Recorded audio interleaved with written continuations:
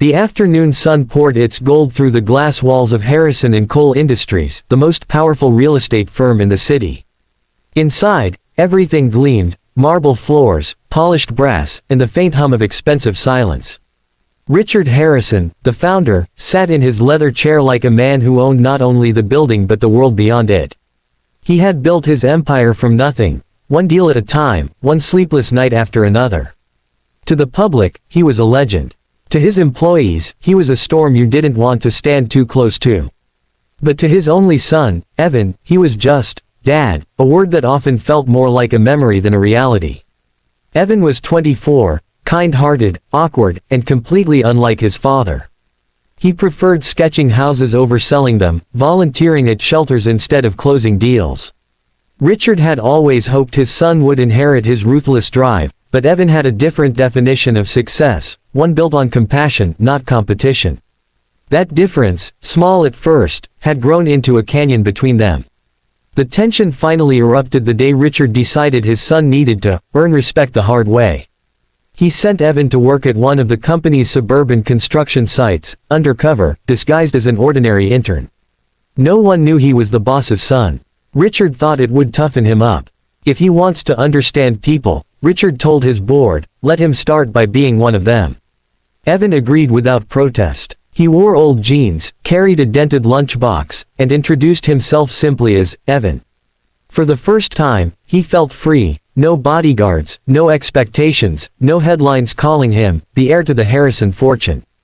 Just a man learning about life. But freedom, he learned, came with a price. On his first day, the foreman, Carl, barked at him like he was invisible.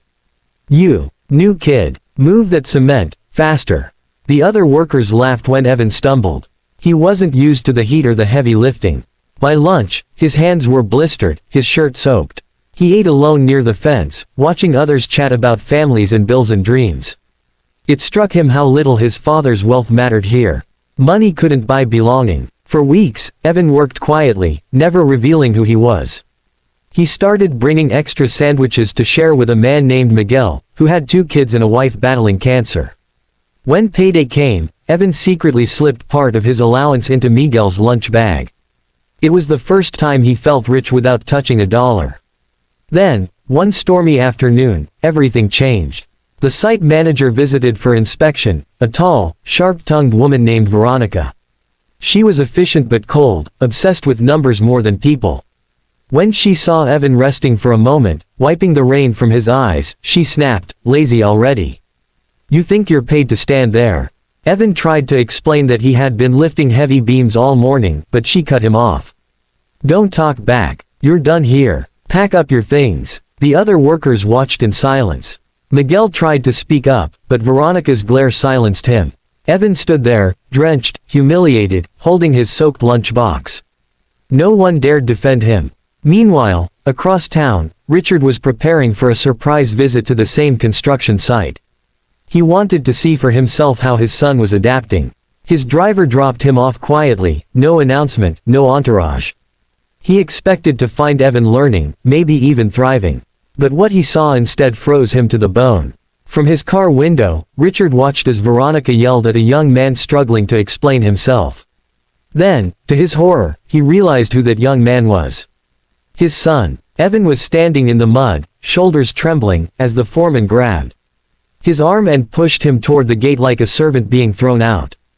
"Get lost, boy," Carl shouted. "We don't need slackers here." The other workers turned away. Richard's hand gripped the car door so tight his knuckles whitened. He couldn't believe it. His own son, his blood, being treated like dirt by the people he employed. And the worst part, none of them knew who he was. Richard stepped out of the car, his expensive shoes sinking into the mud. The workers froze when they recognized him.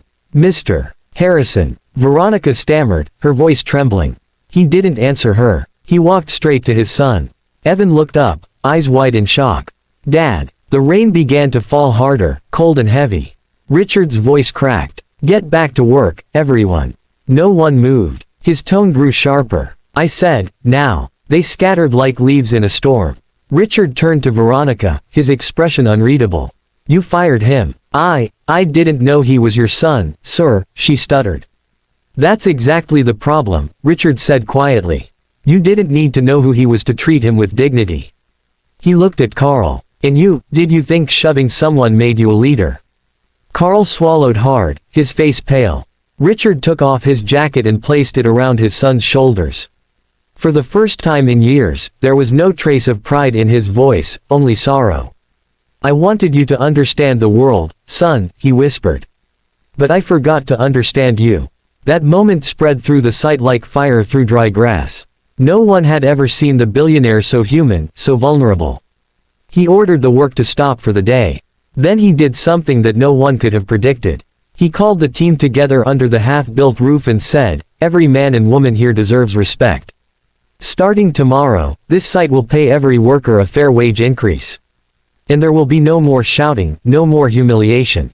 If you lead, led by kindness." Veronica's eyes widened. "Sir, that will raise costs by." "Then I'll pay it myself," Richard interrupted.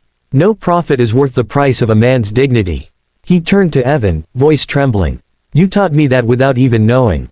The crowd was silent, stunned. Miguel stepped forward, tears in his eyes. "Mr. Harrison, thank you." But Richard wasn't done. He walked through the mud toward the edge of the site, looking up at the gray sky. This company was built to create homes, not just houses. Homes mean belonging. If we forget that, we've lost everything. That evening, Richard took Evan home. They sat by the fire in silence for a long time. Then Richard said softly, "When your mother died, I buried myself in work. I thought building this empire would fill the hole she left. But today, I saw how empty it all was. I saw my son treated like a servant, and I realized, I've been treating love like a transaction." Evan reached for his father's hand. "Dad, it's not too late."